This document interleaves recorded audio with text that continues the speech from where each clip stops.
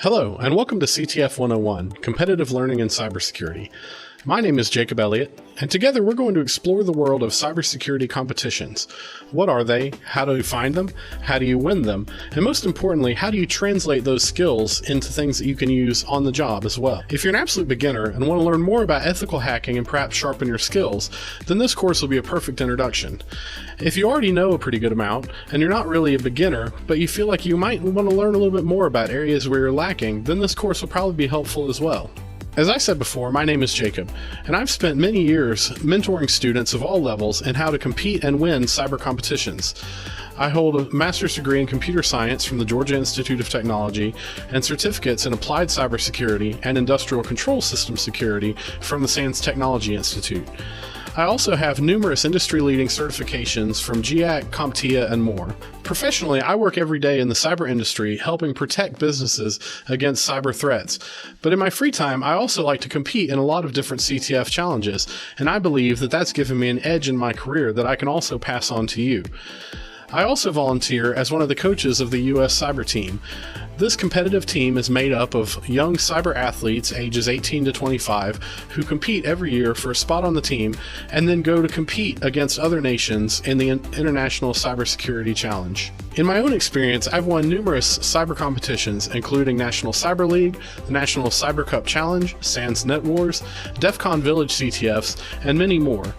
I believe that it's really given me an edge in my career and helped me stay sharp and thinking of new ways that I can hack things. And that's what I want to teach you in this course. So get ready and let's get started.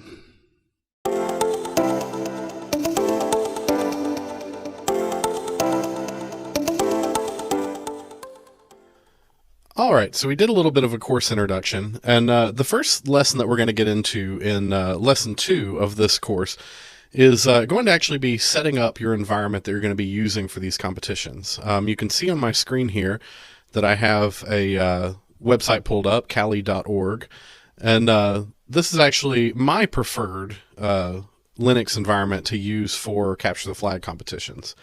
Your mileage may vary if you'd like to use something different, but some people will prefer to use something like a Windows Flare VM, which is really good for doing Windows forensics types challenges. In this case, I prefer to use Kali just because it is a pretty inclusive and expansive distribution of Linux. It's Debian based and allows you to pull in a lot of tools that you can use for penetration testing in your actual day-to-day job, and also a lot of tools that coincidentally are really useful for cyber competitions. So you can choose a couple of different options for the way that you install something like this. When you go to the downloads page, and this is just kali.org, you can see that there are some different options for downloading installers. You can download writable images that you can burn to a USB drive, which you can then put on a most Intel hardware or really any laptop or desktop computer that you have around, if you'd like to have that bare metal option, meaning that you install it directly on the system. And there are some advantages to that I can talk about in just a little bit. But the other option, which is one of the other recommended that they have here, is to use a virtual machine. And if you're unfamiliar with the way that virtualization works in these environments, you can use virtualization software. They suggest VMware and VirtualBox. And these are actually images that you can download that you can load up within those virtual programs. And you can see they have a couple of different options here. But when you download one of these images, it gives you a pre-created, self-contained virtual Linux environment, meaning that you still keep this entire Windows environment here, but you can also have in a separate window a Linux environment that you can use for these different cyber competitions. And I can show you kind of what that looks like. So while this is downloading, I can go ahead and pull up my VMware program here. And I'm actually using VMware Workstation, Workstation 16 Pro particularly. And there are a couple of different options you can have for VMware versions. You can actually go and download the VMware Viewer, which is actually a free version that allows you to load these virtual machines without having to pay for some of the more advanced features of Workstation Pro. Okay, so you can see that I've got my my completed download here for my Kali Linux VMware image, and I can go ahead and extract that.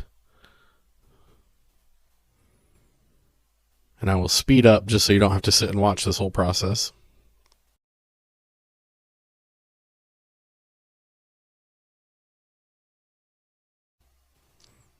And now that I've got it extracted, I can browse here, and I can see that there are a bunch of different files that are included in this. And these are actually going to be the virtual disk images, as well as some configuration files for our VM machine. So now I can go ahead and click to open a virtual machine, browse to my downloads, and I can see that there is a machine saved there. And so now we have our virtual machine, and you can go ahead and turn it on as is, or if you're like me, you might want to do a little bit of adjustment to it. So I have enough memory that I can increase this. So instead of 2 gigs, I could say, we'll go ahead and put it at 8 gigs instead here. And we can go ahead and leave the processors as is. And it sets us up with an 80 gig hard drive. You do have the ability to expand that if you need. I won't mess with it right now, but mainly just changing the memory to use a little bit more than what it's set by default is what I like to do. And so now we can go ahead and click to power on this virtual machine.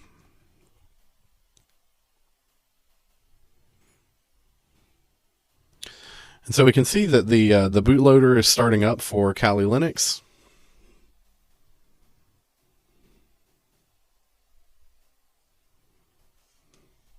And if you click on it and you find that you are stuck, you can't figure out where your mouse cursor went, you can press the left Control and Alt at the same time, which I believe are the default escape keys for this.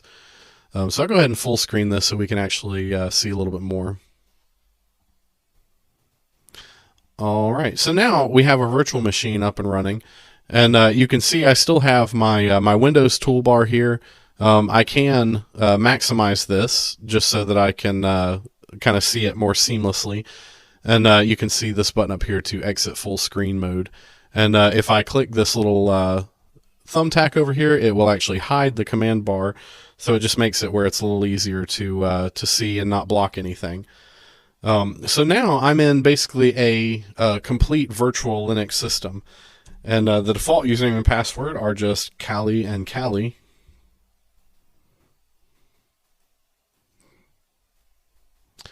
And so now I'm logged into my my virtual machine.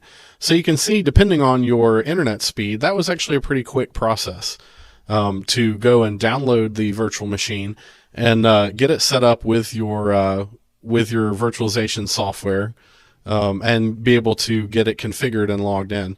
So this is what we're going to be working with basically for the rest of this class. There will be a few instances where I'll probably pull us over to a Windows machine just to take a look at more Windows specific challenges.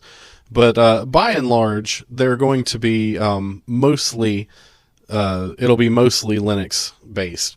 And so we'll be working with this Kali VM quite a lot. Again, I'm using VMware, but if you prefer to use something different, free option, like you can use VirtualBox, or you can use the other free player program for VMware, or really whatever your choice is. And if you're more experienced and you've already set up your own VM machines, or you're using the WSL, which is the Windows subsystem for Linux, then you're more than welcome to do it however you want. But definitely getting set up with a Linux environment is going to be important, because we'll be able to use a lot of the commands and things that I'm going to tell you are going to be set up to expect you to have a Linux machine running. And so now that we have kind of our base system set up, the next thing to do is go ahead and get some different tools installed. You can see that the default Kali image actually comes with a pretty expansive list of tools. But there are a couple that I like to install that are specific to additional challenge types that you might encounter, and just some general use things that that will definitely help you going forward. So the next lesson, we'll begin to dig into installing some of those tools and kind of configuring this to make it where we're ready to really tackle some of those cyber challenges. So stick around and we'll get to the tool setup next. So as I mentioned before, there are a couple of tools that we're going to want to have for a lot of these CTF challenges. And one of the first ones that I install when I'm setting up a fresh environment in my VM is going to be some sort of IDE, specifically something for dealing with Python. And my IDE of choice for this is PyCharm, which is a great, it does have a professional version, but you can use the community version, which is a free one, to be able to work on some of your code for these different competitions. So I went to JetBrains.com, which is the vendor for PyCharm, and can go ahead and get this downloaded here. And as I said before, you can do the professional version, or you can just scroll down here and select the community version.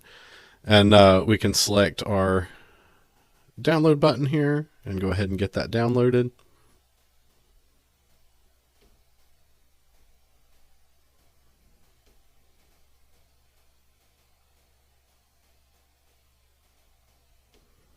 And if you're unfamiliar with the way that that software in general works in a Linux environment, this is not going to be just like a regular installer like you would see on a Windows system or anything like that.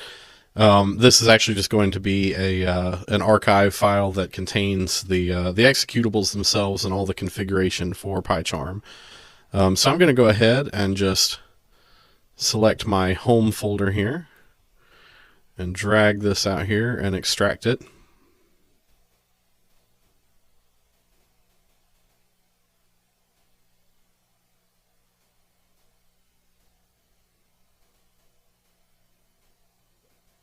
Takes just a moment. And now that that's extracted here, I can just rename this to just PyCharm. I like to just keep it simple. And so now we have all the actual files for our PyCharm install. And one thing that we want to make sure that we have is we want to make sure that we have Java installed, because this is a Java application. So in order to do that, you can run sudo apt-get update, put in our password, make sure that all of our different download source or program sources are up to date.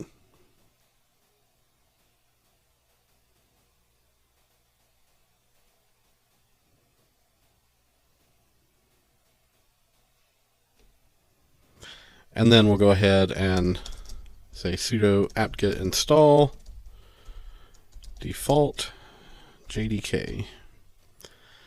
And this will install a OpenJRE or OpenJDK 17 Java runtime, which we can use for any of our setting up Java applications if we need to compile any kind of Java code. But this is going to be a prerequisite to things like PyCharm, as well as GIRA and other tools that we'll see later. But now that we've got that installed, the next thing to do is actually just create a launcher for this. In Kali, we can go ahead and right-click on the desktop and say Create Launcher, and I'll call this PyCharm. For our working directory, we can click there and select PyCharm, and then we'll just go ahead and select the bin folder. And then for the command, we'll say /pycharm.sh, and that was one of the scripts that was there in that bin folder. We can see pycharm.sh. And so then if we want an icon for our launcher, we can click to select an icon, and you notice these are all built-in icons. If we drag this down, we can select image files, go back to that PyCharm folder, go to the bin folder, and you can see there's an icon that we can select for it.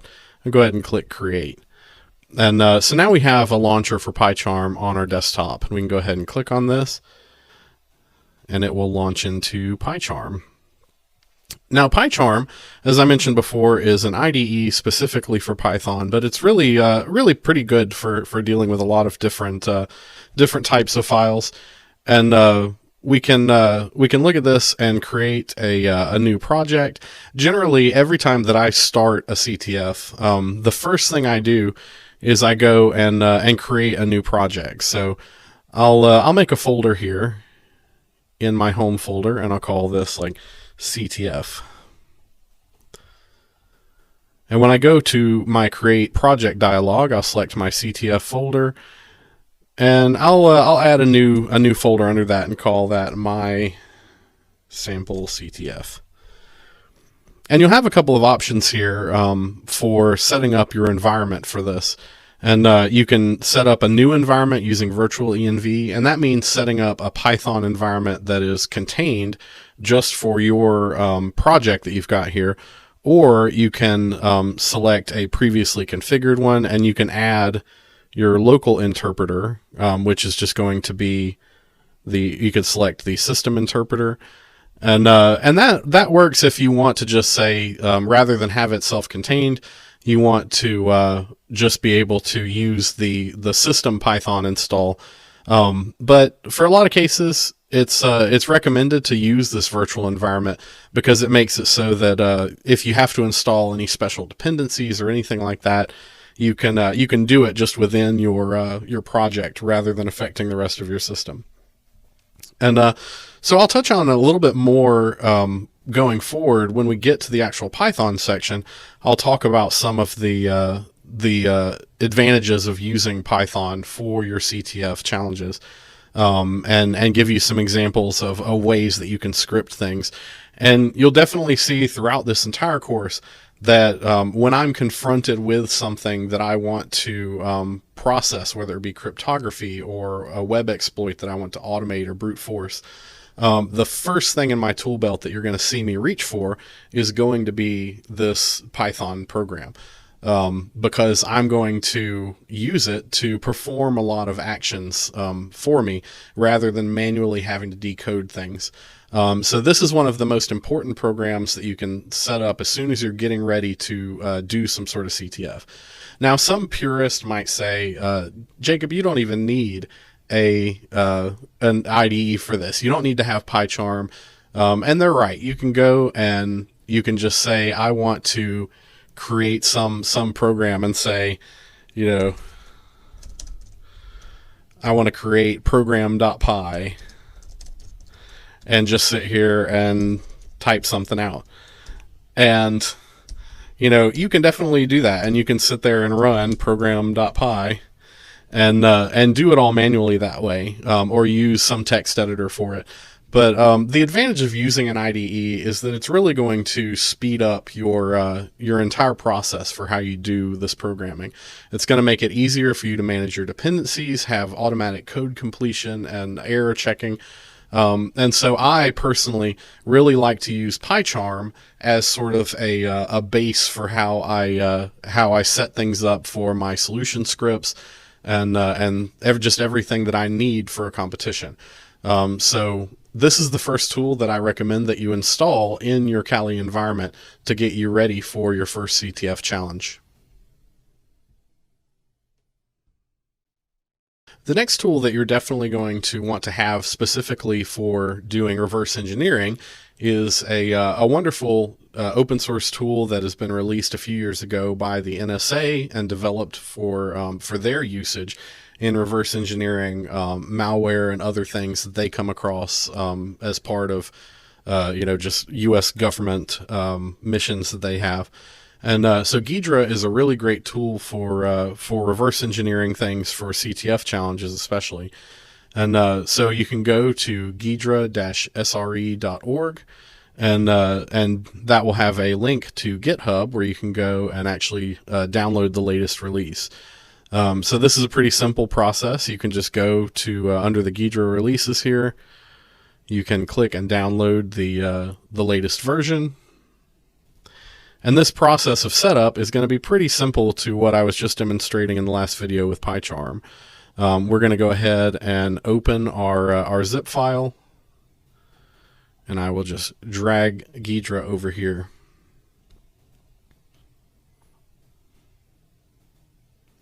And this takes just a moment to actually extract all the files. And again, I don't like using a lot of big, long file names, so I'm just going to shorten this to GIRA. And we can see that we have extracted everything. We have our GIRA run shell script here. So to set this up, similar to the way that we did with PyCharm, we can just go ahead and right-click and say Create Launcher. We'll call it GIRA. We'll go to our home folder and select the GIRA folder as our working directory. And we'll say /GIRA run as our command that we want to execute. And then for the icon, again, we can click to select an icon, go down to image files. And in the GIRA folder, I believe it's under the documentation. There is an image here that we can use. GIRA docs images, and we can select that that logo image as our icon. And so now we have everything set up here. We can go ahead and click create, and now we have our GIRA launcher on our desktop as well. We'll go ahead and click on this, and you can see it brings up a user agreement, and it will load GIRA version 10.3.3, which is the latest they have available at the time of creating this course. And it also pops up this this help, which gives you some information about getting started. I'm pretty experienced with it, so I will just exit out of that. And it will also show tips on startup, which I will disable. So I won't get too far into actually dealing with GIRA right now, because we're going to deal with it a lot in the reverse engineering section of this course.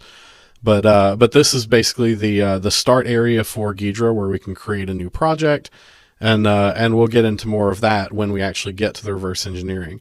So again, GIRA is a very powerful tool that will allow you to pull in different programs that you may see in these CTF challenges, and actually lets you decompile them into a C-like code that you can look through, and you can see, okay, it's comparing this password or something. And it'll help you figure out what's going on under the hood to either extract a flag from the file, or if you're doing a pwn challenge, be able to identify an exploit that you can turn around and prepare and test on your own system before deploying it in the actual challenge. So again, GIRA is very important, and that is the second of the tools that I think you should have installed to get ready for your first CTF. The next tool that you should definitely have when you are getting ready for a CTF that I think is very important is another reverse engineering tool, and this one is IDA. There is a paid version which is has some additional features and additional processor types and things like that. I have never even used it. I've never felt a need to have it in order to compete in CTFs. Because there is an IDA free edition. So you can see here on hexrays.com, which is the provider for IDA, they have the free version, and we can just go ahead and click download and select IDA free for Linux.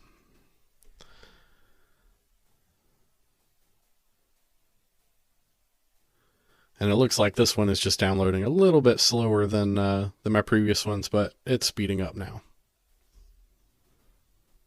There we go.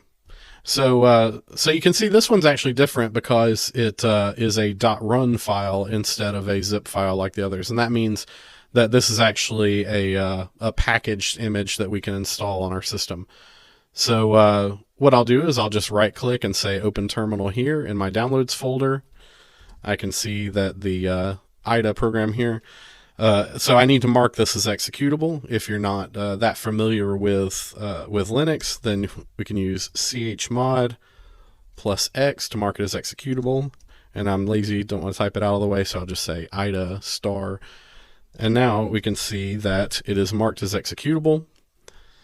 And now I need to actually run that program. So I'll just go ahead and say /ida star, use that wildcard, and that will go ahead and launch the IDA setup. And we can go past all the licensing things. And now we choose where we want to install it. So we see home, Kali, IDA free 8.3. Go ahead and click forward.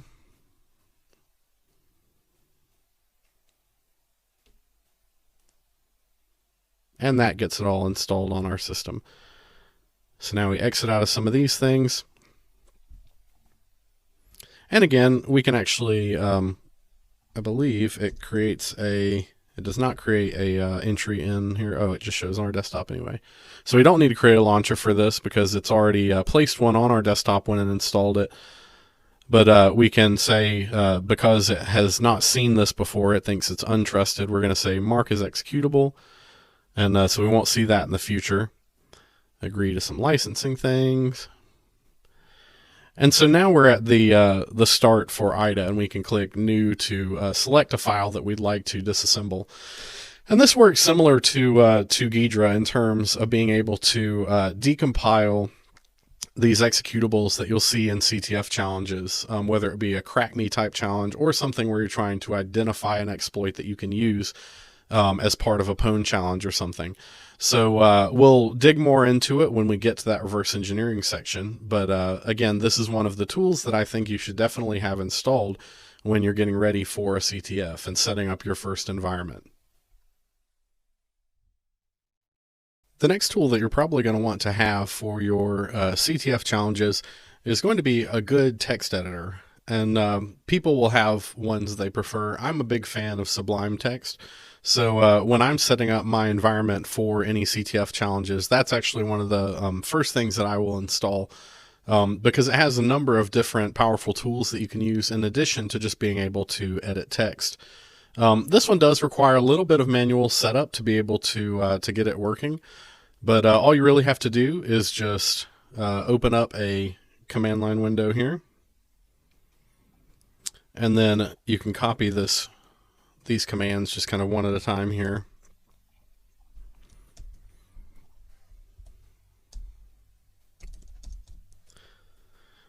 So install the GPG key.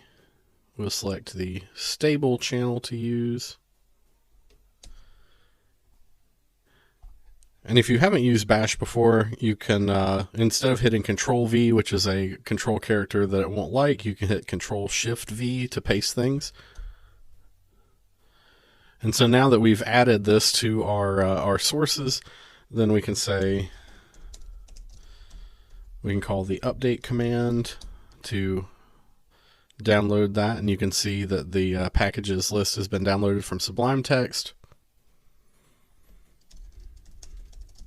And now we just saw install Sublime Text.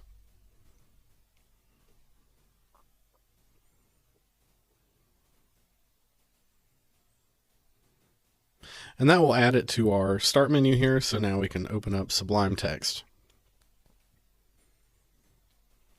And again, it is just a good text editor is important to have to be able to open files and examine them. And Sublime Text, I feel, does have a good number of different features. There are different tools and plugins you can add. You can open up by hitting Control-Shift-P. You can open up the command palette and do different commands that will help you to just kind of speed along what you're working on when you're doing a CTF challenge.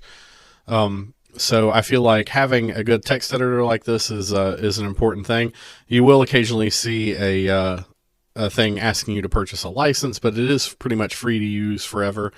So this is the one that I recommend. Other people will have different opinions about that, but personally, I like to use Sublime Text. So I will add that to the list of things that I think you should have installed when you're getting ready for your first CTF challenge. So speaking of IDEs, like we talked about PyCharm before, another optional one that I do like to have for some things is Visual Studio Code. Again, you can use, if you're dealing, whatever language you're dealing with, whether it be C or Python or anything, you can definitely use, any text editor that you want for that. But I feel like Visual Studio Code does have some advanced features and tools that can really help you and accelerate what you're working on. So I do like to have PyCharm for things like dealing with Python and some other text formats. But Visual Studio Code, or people just call it VS Code, is definitely a good additional one to have if you'd optionally like to install this. And I'll probably use it in some of the different challenges that we look at. So when we click the download button here, and that's just code.visualstudio.com, we can download it as a deb file, which is just a Debian installer file that works on Kali Linux. And so we can go ahead and open a window here, a command line window. So we need to say sudo dpkg-i, and that's to install. And that will go ahead and install that deb archive there. So this will go ahead and unpack and set up the Visual Studio Code program. And now we can just search for Visual Studio Code in our Start menu, and we can open up that IDE.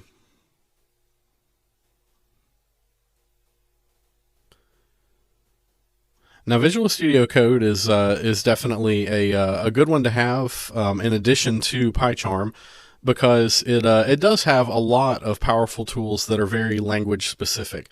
So if you're browsing through some sort of PHP code or C code or anything like that, it will actually prompt you to install tools that are specific to that language, and then I'll give you the syntax highlighting, the autocomplete features, and things like that. And that'll really just, as I said before, just really accelerate what you're doing when you're looking at code. So I think that'll pretty much wrap up the recommended tools that I think you should have as just like a basis for getting started. We're probably going to add some additional ones as we get into specific challenge types, but just as like a general CTF setup, these are probably the ones that you're going to want to have first, and then we'll be able to work from there as we go into those other challenges and start adding some more specific tools to solve certain things. So now we'll go ahead and we talked about these different IDEs and things. In the next lesson, we'll kind of dig into some of the basics of coding for people who are less familiar with it and might want to know a little bit about, for instance, Python and how to use it to enhance your competition experience. So stick around and we'll go ahead and get into that in the next lesson.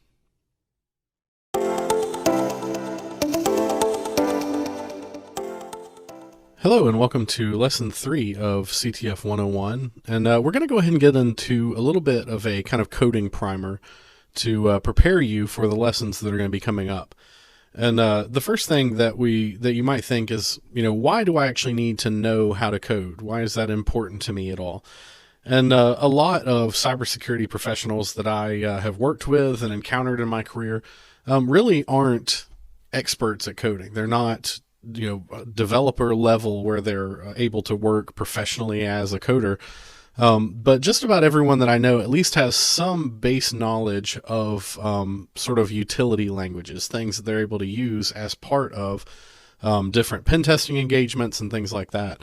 So, if I look at my GitHub repository here where I store a lot of CTF write-ups and things like that, I can see that there are a lot of different examples of where I used different Python scripts and things like that to be able to automate things that I was working on. So I can click on something like this and look at the challenge files that I had here, and then right below it I have my solution script that I wrote in order to solve this particular cryptography challenge. So, having something like this where you're able to look at a problem and be able to write out just a short Python script, this one's probably, maybe 30, 40 lines at the very most, and be able to automate some process to, say, decrypt a flag is a very useful skill to have. So in this lesson, we're going to talk about just sort of some very basic ideas with, and concepts with Python in particular, and how you can use it to kind of supercharge your CTF abilities and be able to and use it in those different challenges that you do. So we'll go ahead and get started, and in the next lesson, we'll just kind of start at square one. If you're someone who's more experienced, feel free to skip these lessons. But some people might not have nearly as much coding experience, and it might be useful for them to actually go through and follow along with these exercises. When we talk about coding skills that are useful for a CTF, it doesn't necessarily have to be an actual programming language per se. One of the most basic skills that you're really going to need to have for CTFs is just the ability to navigate on a Unix or Linux system when it comes to opening a terminal and executing commands, and that includes some bash scripting as well. In Kali Linux, the easiest way to do this is just to click the button here up in the top for the terminal emulator, or when you're viewing a folder, you can right-click and say Open Terminal here. I won't go into too much detail about every single command that you need to know in a Linux system, but just some basics that you should know are things like ls to show a list of directories. You can run ps to see a list of processes that are open. You can cd to go to a specific folder, cd meaning change directory. And so there are a lot of basic commands that you can do, but one of the easiest ways to learn some of these, being a lover of cyber competitions and puzzles, is to kind of gamify the entire thing. And so one thing that I recommend that you check out is if you go to overthewire.org, they have a list of war games. And each of these war games are a gamified cyber exercise that covers a different category. And the most basic of these in the suggested order that they give is the Bandit war game. Now you can see on the left side here that there are many, many levels of the Bandit war game. And the way that this works is that it all connects over SSH, which is a secure shell client. So you see the level 0, all you need to do is just open up a terminal, and the address information is up here in the corner, and you say SSH bandit0 at bandit.labs.overthewire.org, and then you have to add -p2220 for the port. And when you press enter, it may ask you to confirm the fingerprint of the public key of the server, and so you can go ahead and just say yes.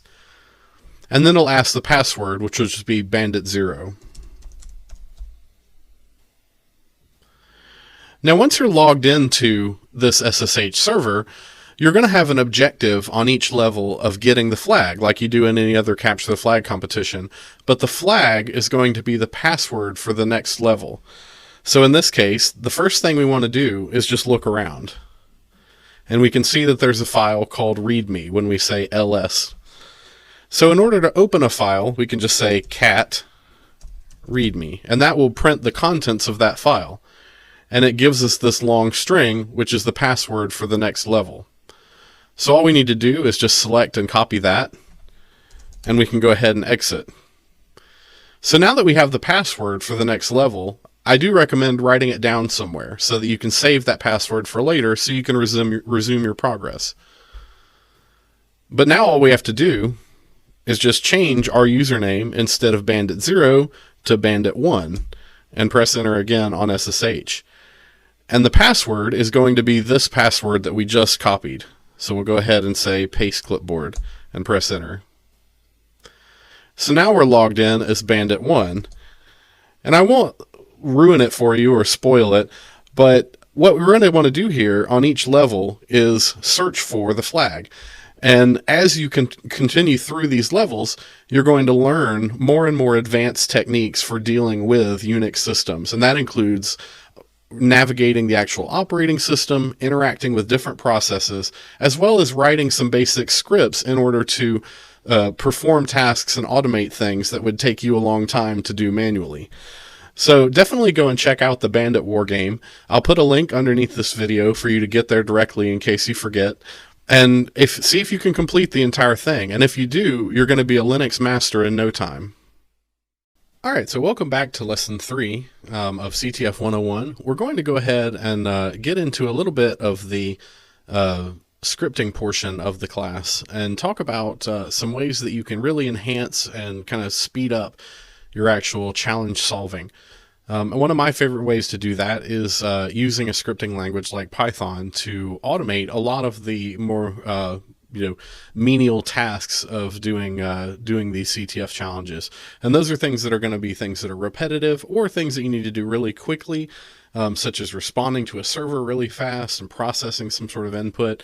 So Python is going to allow you to actually do that scripting at superhuman speed to complete these challenges. And so we'll kind of have like a brief overview of the Python language, and as we get further into the actual challenges themselves, then you'll pick up different tips and tricks of the ways that I use it depending on the type of challenge that I'm trying to solve. So to get started, the first thing that we can see here is that I have my PyCharm IDE open, which is the one that I recommended in the tool setup section. You can see that I had created a my sample CTF project here. And everything in PyCharm is divided up into projects. So it's a good idea to create a project whenever you start a new CTF challenge or a new CTF. And that way it kind of allows you to keep everything contained together where you can refer back to it later. Also, one of the things that I personally like to do is actually create a GitHub repository to upload my code to at the end. That way, even if I just keep it private, I have a place where I have stored all of my code, write-ups, scripts, and different files related to that CTF. And it's things that I may come back to later to refer back to if I need a solution for something else. Or I may make write-ups for challenges and then make the repo public so that other people can come and look at it as well. And if you go and look at my GitHub at some point, you'll see that I have some CTF write-ups that are listed as public on there. So to get started with PyCharm, the first thing I'm going to do is just go ahead and right-click and say New Python file. And I'll just say something like example.py. Now, Python is a scripting language that is interpreted by the Python interpreter on your actual machine. And then that interpreter changes it into bytecode, which is the machine code that's for your specific system that tells it how to execute your script. Python itself, I feel, is a very intuitive and beginner-friendly language and something that you can pick up very quickly. One of my mentors, who also is here on Udemy, has published a book and a class focused on teaching kids as young as, I believe, 5 or 6 years old to learn Python and do basic projects. So if they can do it, then I promise you can too. So now that we have the Python file open here, that's our example script, I can just kind of show you some of the basics of how to deal with Python. Python, unlike other languages like C or Java, is not strongly typed, meaning that you don't necessarily have to specify that you're dealing with something like an int x equals 0 or something like that. You can, and I'll get to it later, determine the certain types that you're dealing with. But just to start with, for Python, we can say something like x equals 0. And we don't have to specify anything about the type of data that x is, because the interpreter will figure that out for us. And then one of the most basic functions, we can just say print x. And up here in the top right, I can see that it's currently looking at the main file, but I'll change this to current file and just hit this little play button here. And you'll see that I printed 0.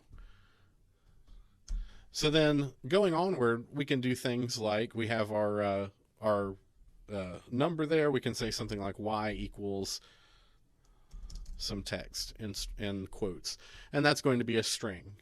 And again, we can say print y, and we can see some text printed here in our output. So there are some basic types that you deal with in Python, whether it be numbers, strings, or you can also deal with things like lists, which are denoted by these square brackets. And a list can be anything like this. A series of numbers or strings, anything can go into a list. And that's going to be one of the core things that is really going to help you in your CTF challenges, because you can create lists of things that you can then loop through and process. So the final basic type that I'm going to talk about, and I've run out of letters, I'll start back over at A, is called a dictionary. and that uses these curly braces. And so a dictionary is going to be like an associative array if you've used something like that in other languages, or an object in JSON and JavaScript. And a dictionary uses a key, which can be something like A, and then a value. And you can put in key value pairs as many times as you need to. So we can say A equals 0, B equals 1. And then when you refer back to that, if I just print my entire dictionary, and just for confusion's sake, I'll rename this to D. If I print my dictionary D, then we can see it printed out basically what I had here. But I can also refer to specific indexes or objects in that dictionary. So if I say D and then use the key A in quotes, then it's going to refer specifically to this value 0. So we know that D sub A equals 0. So that's a pretty basic understanding of some of the basic types that you're going to deal with in Python. Python is very, very flexible, so it means you can really expand it and build on it and do some really incredible things. But these are some of the basic ones that you're going to want to use when you're approaching a CTF challenge. So in the next lesson, we'll go ahead and learn a little bit more about sort of the flow and how to write scripts that can go from start to finish and perform some kind of task. Okay, so in the last discussion, we talked about some of the basic types in Python. And the next thing we're going to see is just sort of how you actually write a script that performs some sort of task. And, we're going to talk about things like looping and if-else statements and conditionals. And in Python, again, it's very simple just to write it out from start to finish and understand what's going on in the script. So say I want to print out every letter of a word. So I'll have x equals, here is some really long text. And I want to loop through every character in that word. Then I can use what's called a for loop. And if you've programmed it all before, you may skip this lesson entirely. But a for loop in Python is just starting with the keyword for, and you can see that's highlighted orange because it's a Python keyword and my IDE knows that. And I'll say for letter in X. And as I said, with Python being very intuitive, you can look at that and kind of tell that it's saying for every letter in the variable X. Now here's the other tricky thing with Python that is different from other languages. Instead, when we're wanting to decide what is actually part of that loop, instead of using something like curly braces to make a block of code, in Python, everything is separated by indentation. So you can see when I went to the next line, it automatically indented my code.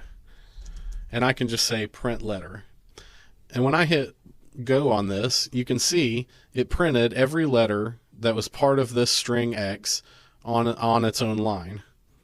And so you can see it's a pretty simple way to set up a for loop in your Python code to loop through a group of things in a list or letters in a string or just anything that you need to go through really quickly. And so that's going to be one of the core skills that you're going to want to have when you're using Python in a capture the flag challenge, because you're often going to want to deal with some kind of input that's going to be coming at you really fast, or some sort of crypto challenge that you're going to want to decrypt letter by letter. And that's going to mean that you're going to need to actually loop through all of that data really fast. And rather than you having to do it by hand, you can use Python instead. So the next thing I'll talk about is using a conditional statement, meaning that if there's some condition, then we want to do something different. So we'll say if, we'll start with, instead of using our string here, we'll make what's called a range. And that's going to be a list of letters, or a list of numbers. So if I say for number in range 10, that's going to give me a list of numbers from 0 to 10. So we'll go ahead and print number. And you can see it printed from 0 to 9 because Python starts on 0 instead of 1. And it printed 10 numbers for me. So let's say we want to do the classic fizz buzz thing, and we'll say if number mod 2 equals 0, meaning if a number modulus 2, which means that it's going to be an even number, So if mod2 equals 0, then the number is an even number. Then we'll print fizz. And then we'll say if number mod2 not equals 0, print buzz. And so what I've done here is I've said if the number, remember we're looping, is an even number, we print fizz. Elif, which means else, so if this first statement was not true, it'll check if the other one is true. If it's not even, so meaning it's odd, then we're going to print buzz instead. And we can see now we have a bunch of fizz buzz, fizz buzz, fizz buzz. So let's go ahead and change this up, and we'll say, we could just say if it's even, we can say that we're going to print fizz, else it must be odd, so we'll print buzz. So those are the three types of conditionals that we can deal with. We can use if, elif, or else to make decisions on how we're going to break up our program and make different choices based on some kind of condition or input. So those are some basics for how you can write scripts that actually will process some sort of input and then make choices based on that input to change things around. And again, I'm not going to go in too depth into Python in this lesson because I kind of feel like we're going to explore a lot of these things naturally as we get into the actual challenge sections. So the final thing that I'll talk about that is, one of the most powerful features they actually have in Python is the ability to include modules and things from other people that provide more advanced functionality for you. So you notice in this little CTF snippet that I have here, I am importing a module. And the keywords for that are you can just say, import some module, or in this case, I can say from a module, import specific types or classes. And so these are going to give me some additional functionality to work with. And dealing with modules in something like PyCharm is super easy.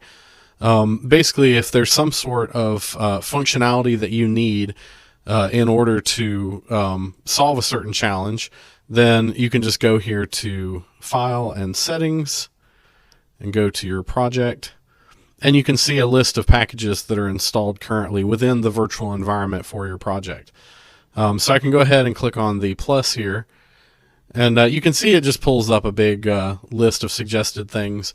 But if there's a specific functionality that I need, like say I need to deal with Modbus in order to work on some sort of ICS challenge, well, there's already all these different packages that I can use. Like PyModbus is a very popular one, and I can actually just go and click Install Package, and it will install it for me to where it becomes available to my script.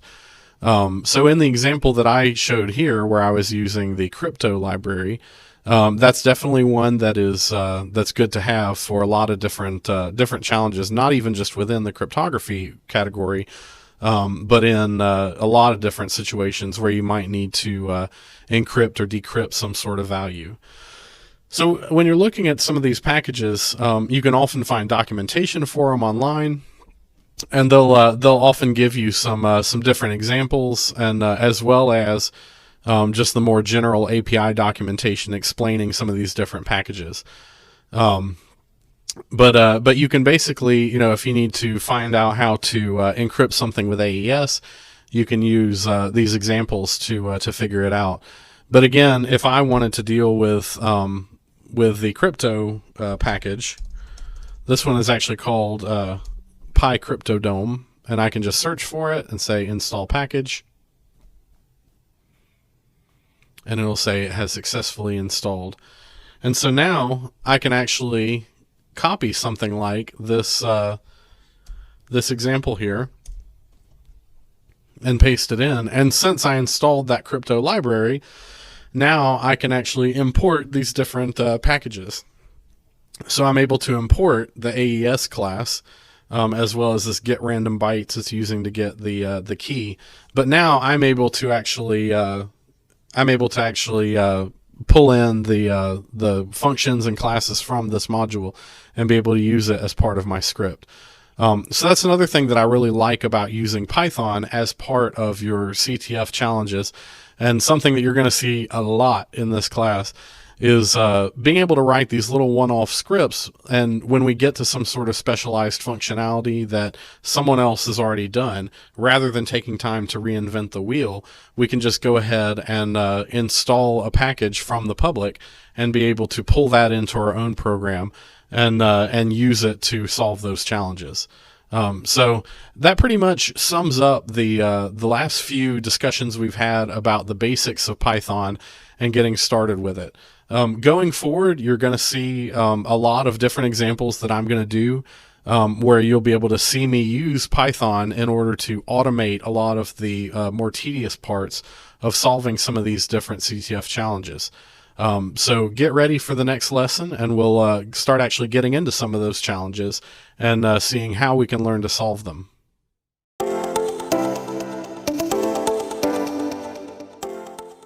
Hello and welcome to lesson 4, where we're going to start talking about cryptography or crypto challenges. Before we get started, I wanted to take a moment just to give you an introduction to a tool that is going to be very helpful for these challenges, as well as just about everything else that we do in this course and in CTFs. What I have on my screen here is called CyberChef. It is a product that is created that's released for free by the GCHQ, which is the government communication headquarters in the UK. It's basically their intelligence service. So the GCHQ has created CyberChef and released it to the public with the intention of people being able to use it in their jobs and just anywhere that they can basically use kind of a cyber Swiss Army knife, they call it. So CyberChef has a ton of different functions that you can see over here on the left in different categories, which it calls recipes. You can actually drag these recipes or operations into a recipe so that you can process some sort of input and receive back the output from that. So if I go in here and put in an input like, hello, this is a secret message, then I have my input here and I can drag to hex, and I can see the output here gives me the hex representation of the text that I was putting in my input. So I won't go into too much detail right now with CyberChef, but you're going to see this on the screen a lot because as we go through these different CTF challenges, there are going to be cases where we're going to need to process some sort of input and convert different formats or perform hashing or compression or decompression. And as we do some of this stuff, CyberChef is just a really good, as they called it, cyber Swiss Army knife that will let us actually perform some of these tasks quickly and easily. So this is definitely something you should have on your bookmark bar going forward through this course and as you start getting into your own CTF challenges. So we'll go ahead and get into some crypto fun now. All right, so when we're talking about doing crypto challenges, just the word itself comes from Greek roots. There's kryptos, meaning hidden or secret, and then graphene, which means writing. And so what we're literally saying is hidden or secret writing. And so when we are looking at a crypto challenge, it is a flag or some sort of data that is secret and hidden from us. And we need to be able to get that back somehow. So the most simple type of crypto challenge that you'll see is just dealing with different encodings. And what I mean by encodings are basically different ways of writing out the actual bits of data that are in the computer. You hear people talk about computers storing everything in ones and zeros, the most simple finite state of a computer of electricity being on or off, a 1 or a 0. And but there are different ways and number bases that you can use to actually represent that 1 and 0 in other characters. And so these are some really simple things that you can do using CyberChef, as I mentioned before, to actually recognize and be able to decode these different types of encodings. So in this text document here, I have a couple of different sample flags that we can look at. And these are some common encodings that you will actually see in different CTF challenges. It may be in a crypto challenge, or it may be in some sort of reverse engineering where you're looking at an encoded file that's being processed by some sort of obfuscated PowerShell script or something. But being able to look at something like this and identify exactly what it is and how you need to approach it can really prepare you well for doing well in CTF challenges, because you're going to take less time researching and trying to figure out what it is you're looking at, and you'll just, boom, go right at it. So the first thing we'll look at is this top one here. And what you'll notice about this is that you don't see anything that is not 0 through 9, A through F. And that tells you right away that you're dealing with some sort of hex encoding. Now, when you see a hexadecimal or a base 16 encoding in any sort of CTF or in just computing in general, you may not know that it's actually a flag. It could really be anything. It could be something totally useless to you. But when you see something like this, generally you're going to want to go ahead and decode it just to see what type of data it is. So we'll go ahead and copy this into our handy CyberChef tool. As I mentioned before, we put it in the input, and we scroll up here to the section that says data format, and we'll just drag from hex. And you can see, boom, it was a flag. And of course, the format of these flags is going to differ based on the challenge that you're doing. Some of them will have the name of the company that's running it or something like that in there. But when you see this format with the curly braces, then you're going to know that you've got the correct flag. So that was really simple. And what we're doing is we're just taking this hexadecimal here, and CyberChef will convert that for us back into the regular binary format that's displayed as ASCII characters on your screen. So the next one we want to look at is this one right here. Now what we notice about this, and I can go ahead and just paste it in here, and we'll see that it will definitely not decode, because obviously this is not hex content. So some things that tip us off that we're going to be looking at with this. We notice that there are spaces between each of these numbers, and we can tell that there are no negative numbers, and also there are no numbers greater than 255. In fact, most of these numbers are in the upper 90s or low 100s. And so that tells us that this is probably going to be just a decimal representation, or base 10, which is what we're used to looking at when it comes to representing ASCII numbers. So we'll go ahead and clear this off. And it just so happens on CyberChef, we have a from decimal operation we can grab over here. And sure enough, it decodes it, and we can see that there's a flag here. So we'll go ahead and clear this off and grab the next one. Now this one again has some things that kind of tip us off what it is that we're looking at. Again, how I mentioned how there are limitations on different encodings and the characters they can display. So with hex, you're only going to see 0 through 9, A through F. Decimal, you're only going to see 0 through 255. And in this case, we only see ones and zeros. And so that takes us back to that most basic of computing formats, the binary format. And one thing that also tips us off, which may or may not be present in challenges that you do, is that there are spaces every 8 characters. That's because every single ASCII character, which is the character encoding that you see on your screen, is represented by a number from 0 to 255. And that means that we need 8 binary bits in order to represent a number up to 256. So it means that these binary, when you see ones and zeros and you see 8 characters per set, then that really tells you that you're dealing with a binary encoding. And even if there aren't spaces, you can still run this just the same through CyberChef. So again, we'll just say from binary, and it will print out the flag. The next one we're going to look at actually could be kind of tricky, because this one actually kind of looks a lot like the decimal format that we were talking about, where it's numbers that are 0 to 255. However, you notice that this one, the numbers are a little bit higher. It's there's something different about it. So one of the other things that we can look at here is, we looked at base 2, which is binary, base 16 is hex, base 10 is decimal. The other one we can look at is octal, which is base 8. And we can go ahead and do from octal, and we can see again we have another flag.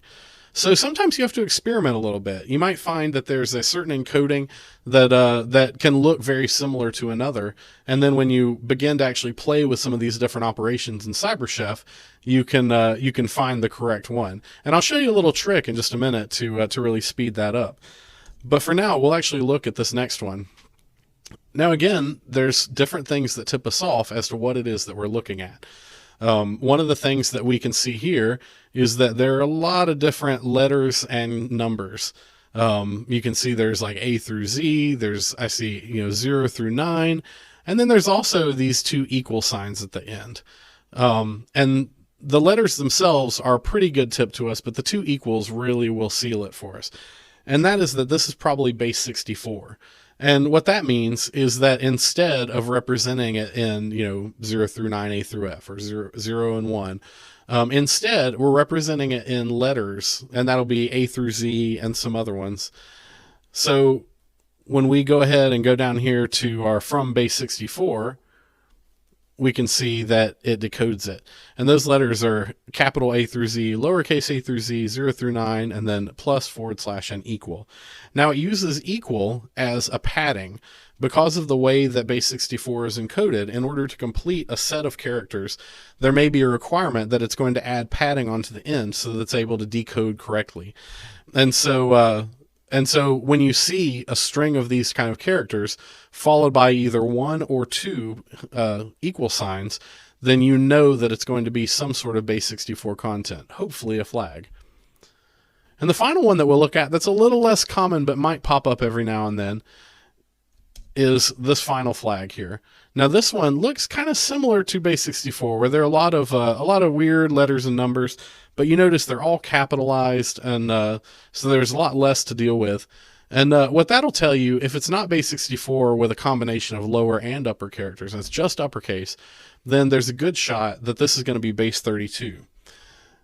So we'll go ahead and grab our from base 32 operation, and sure enough, we see a flag there.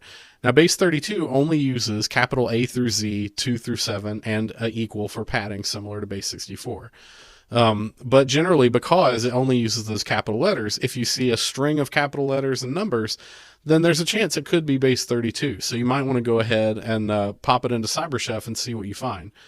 One of the things that's going to be a skill that'll be really important to you when you're doing CTF challenges is to be very curious and analytical about every little detail that you see. If you see a cookie in a web challenge that has some data that's encoded, go ahead and try to decrypt it and see what comes out. You might be surprised when you accidentally uncover some sort of important data that you might have overlooked, or there could just be a flag right there in plain sight. Now, one of the things I mentioned was that I was going to show you a little trick here, because obviously there are a ton of different encodings that you can deal with when you're looking at a crypto challenge or just any sort of encoded data in a CTF challenge. And one of the best things that you can do here, that you can just start with some of the time, and it'll take a little bit of that time off you, is to go to favorites here in CyberChef, and you can see some of the ones that I already used, but then there's this one called Magic. And what Magic does is it actually recursively carries out some of these other encoding and decoding options. And it looks at different things like entropy, which is the measure of randomness, as well as actual dictionary words. And it can try to determine if one of the recipes that it automatically generates is able to figure out what the data actually is. So what we can see here is by dragging this Magic, it actually tests some different recipes, and it decides that when it uses from base 32, the entropy, or the measure of randomness of characters that it sees, is low enough that it could likely be English text. And so that means that that would likely be the correct encoding for it to deal with. So a lot of times when you come across some sort of unknown data, just paste it in there and throw Magic on and see if it decodes it correctly. And if it doesn't, it still doesn't mean that it's not encoded. It could just mean that it's encoded in a way that is harder for it to detect. Now, something that you might see every now and then in a CTF challenge, just to play with people in very easy levels of crypto, they might actually put different layers of encoding on things. And so it really tests you to see if you're able to recognize different encodings. So for instance, I have a flag here, which is a very, very long string of characters. And so from what we've learned in this lesson so far, we know that we should put in from binary. So now we see there are a bunch of decimal characters. So let's see what happens here. We'll say from decimal. Okay, so that appeared to give us some other characters. So these, again, are a little bit higher, so we might try from octal. And now we see a bunch of uppercase and lowercase characters and numbers ending in an equal sign. So we'll go ahead and try from base 64. And now we see some pretty recognizable hex. And then we get the flag. So you can see what I did there, and something that I didn't really mention as much before is that CyberChef, being a chef building a recipe, allows you to layer these different operations that you want to do. So it means that each of these are going to be performed in sequence and give you the final output.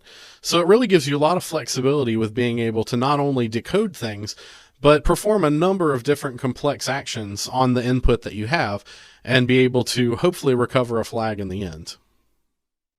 All right, welcome back. And the next thing we're going to talk about in our crypto lecture is going to be about what are called bitwise operations. And that means logical operations at a very low level in the actual ones and zeros, the bits of the data that are being processed by the computer. And one of the most common ones that you're going to see when you're dealing in CTF challenges is what's called the exclusive or an XOR for short. And I have pulled up the Wikipedia page here, but I can give you a little bit of a description kind of what it is that you're dealing with here. An XOR basically means that when you take a 1 or a 0 and you do an XOR, sometimes shown by a little hat like that in Python, then the result of that is going to be true only if one or the other of these is true, or a 1, but not both. So in this case, because this one is a 1 and this one is a 0, the output is going to be 1. And then if we take something like 1 and 1, then it would be 0. Pardon my handwriting here. Because a 1 and 1, it's an exclusive OR, meaning it has to be one or the other, but not both. And so it would be a 0. And then if we have two zeros, like this,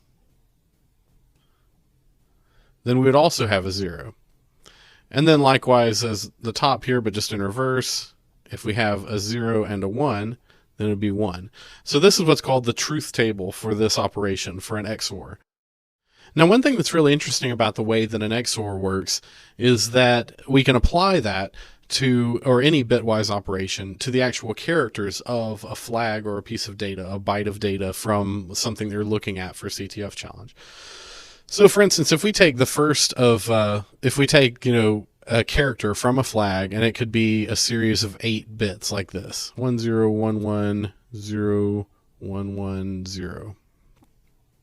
And then we want to XOR that with some other value. Say it could be 0 1 1 0 1 0 1 1. And if we want to XOR that, then we look at each of these bytes, or each of these bits, and we look if, according to that truth table we had before, what the resulting value is going to be. So 0 or 1 is going to be 1. We have 2 1s, so that'll be a 0.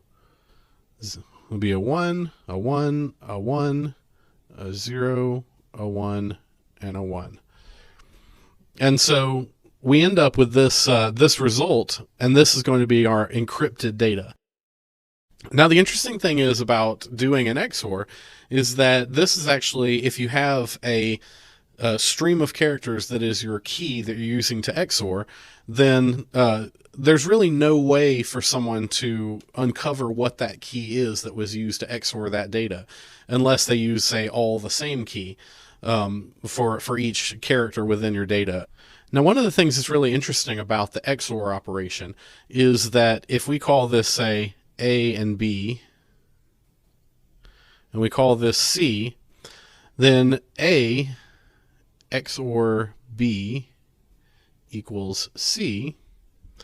But then also, if we started with C, then C XOR B equals A. And also C XOR A equals B.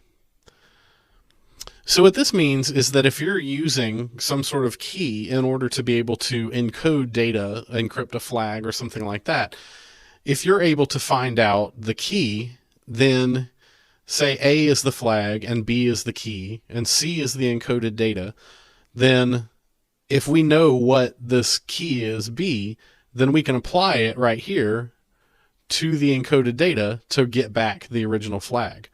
Or if you know what some of the data is and you apply it to the encrypted data, you can get back the key instead. So there are some different variations of ways that you can do this. So we'll look at what this would look like in our CyberChef with our example flags. So looking at our example flags here, I can copy this bit of hex data that I have over to CyberChef. And a lot of times you'll see something that's going to be XORed. You'll see it represented as hex because XORing can cause a lot of weird undisplayable characters to appear in that output.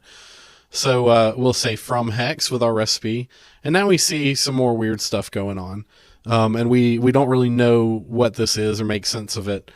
So if you happen to know that there's a good shot this is going to be a challenge that might involve some kind of XOR, then we can go in CyberChef to our data format, go to encryption and encoding instead, and scroll on down until we see XOR.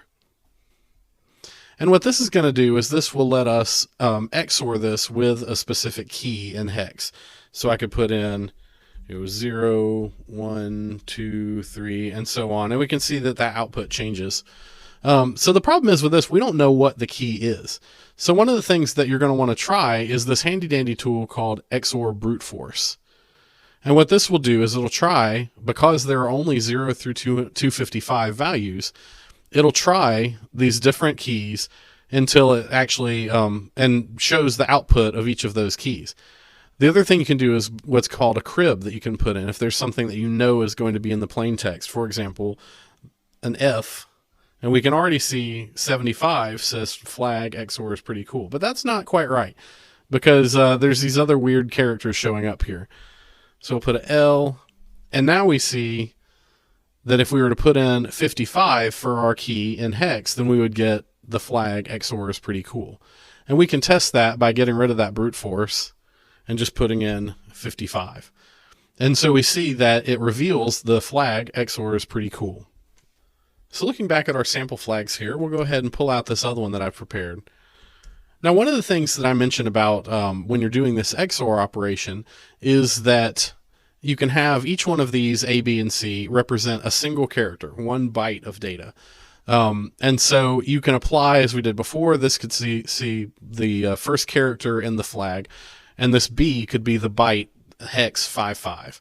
But we could also do a character from a password, and we can go through each of those characters one by one instead. So we'll go ahead and go over here to our CyberChef, and we're just going to pretend for a second that we've already looked at some kind of script that we're reverse engineering, and we figured out what the password was going to be for this. Now, in our CyberChef, we have this hex key option, which would be annoying to try and type in, but we can click on this and change it to UTF-8, meaning just regular characters that we're going to be able to type in an actual text password. And in this case, they have a very weak password. It's just password. And so what's happening here is every character of this input, so we'll take the first byte, 16 in our hex here, that 16 is being converted to a decimal or to binary, and then the P in password is also being converted to binary, and then the 1s and 0s of each of those characters are being XORed as we did on this little example that I drew out. And the output of that operation is the character F. And then it goes on down the line and does L and A and S, G, S. Now, I won't go into too much detail about every single cipher out there because there are just way, way too many to cover within this course. But there are some that you can just expect to see within a lot of different CTF challenges. And some of them are in a class of what I like to call just sort of simple ciphers. They're not the ones that you would expect from things like the XORs that we looked at. These are going to be ones that are usually more historical, that have been made up over the years by different groups, and are generally pretty easy to decode. And that can be things in our encoding options within CyberChef. That'll be things like when we look at the veneer cipher, the bacon cipher, the Caesar cipher, different things like that that you can experiment with to try to decode content. Now, one of the simple ones you can look at is something like the Caesar cipher. And what that means is that if we take the letters A through Z and we shift them a certain amount. So if we shift it by 1, we say A becomes B, B becomes C, and so on. And so we can say something like,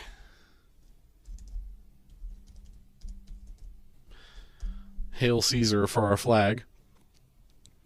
And what you might see is something like this, where we see this output. And you notice that this doesn't say Caesar cipher, this says ROT13. And that stands for rotate 13 characters. So the character F becomes S, and so on down the line. Now you can see that within CyberChef, I can adjust this to do any amount. So when I get back to 0, it shows just the original flag. But ROT13 is a pretty standard number of characters to shift it.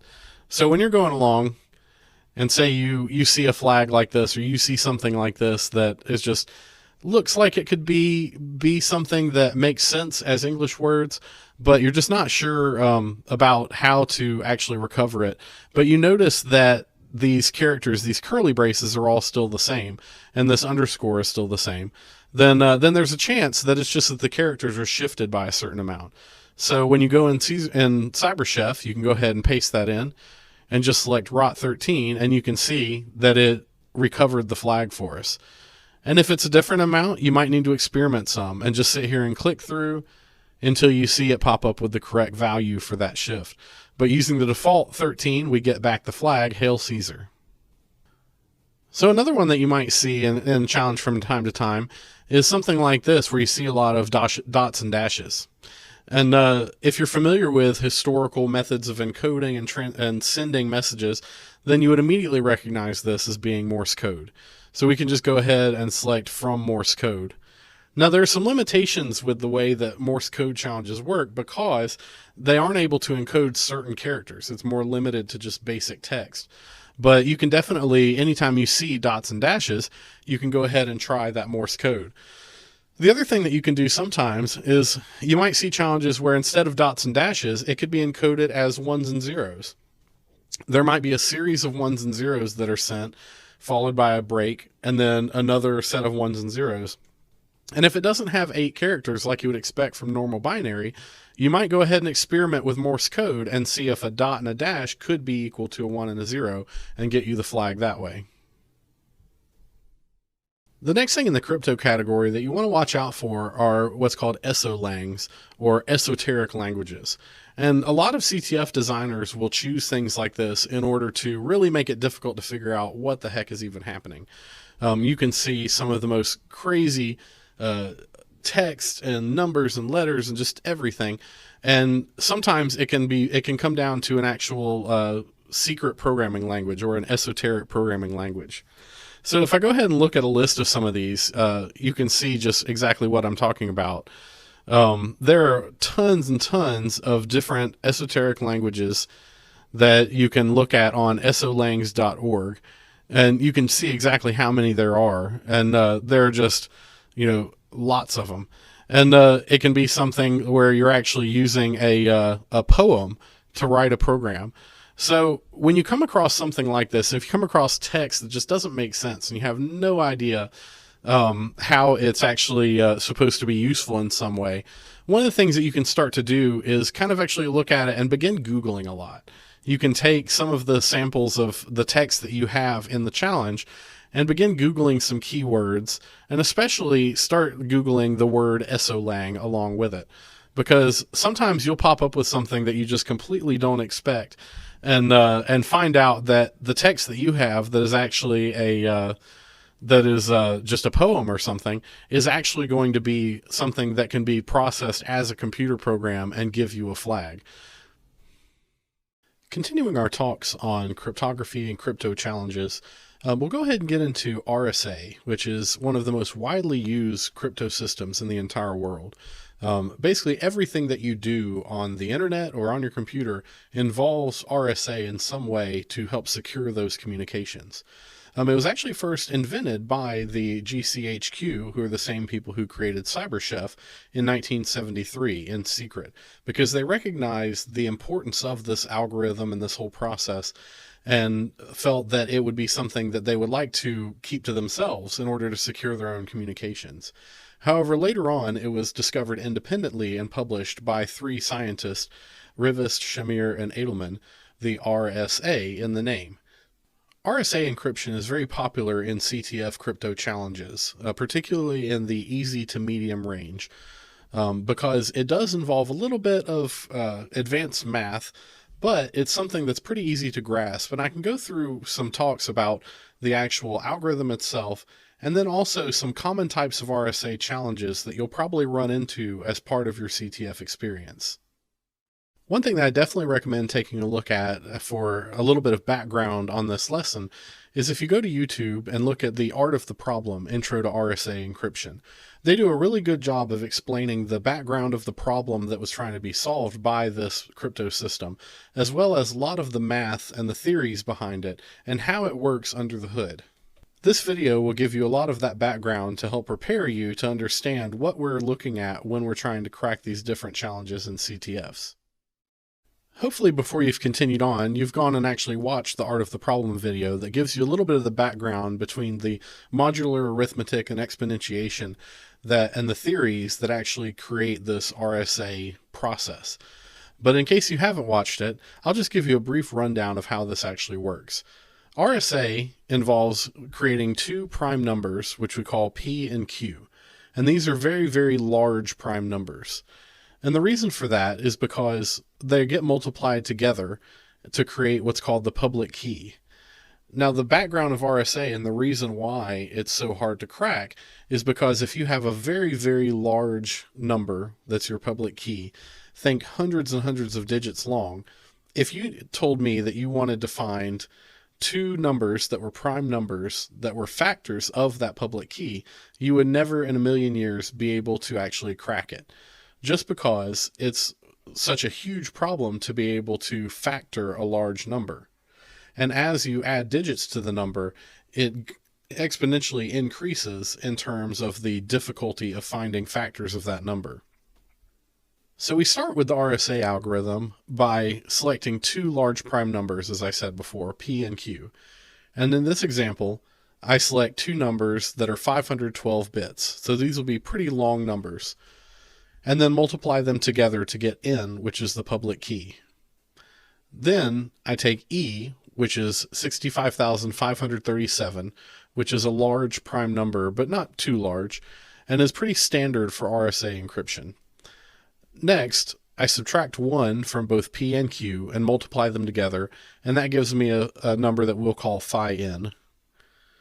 Then I take the modular inverse of E mod phi n, and that gives me D, which is what's known as the private key. Now, if you watch the background video from Art of the Problem, it explains a little bit better the actual modular arithmetic behind this. But really what you need to know is that when you take your flag or some message that you want to send, you can convert it to an actual number from the hex digits of the characters.